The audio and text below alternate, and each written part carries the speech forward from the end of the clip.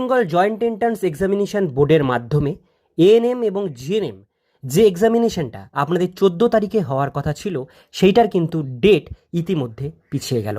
তো 14 তারিখ সানডের যে পরীক্ষাটা সেটা কবে হবে এই ভিডিওটির মধ্যে আমরা আজকে দেখে নেব। তো বন্ধুরা, আপনারা এখানে নিচে দেখতে পাচ্ছেন এখানে কিন্তু নতুন একটা রিশিডিউল নোটিশ পাবলিশড হয়েছে এএনএম জিএনএম 2024 নিয়ে। তো আমরা আজকে এই রিশিডিউল নোটিফিকেশনটা দেখব। এখানে আমরা ক্লিক করছি। ক্লিক করলে আপনাদের সামনে কিন্তু একটি পিডিএফ ফরম্যাট ডাউনলোড হয়ে আসবে।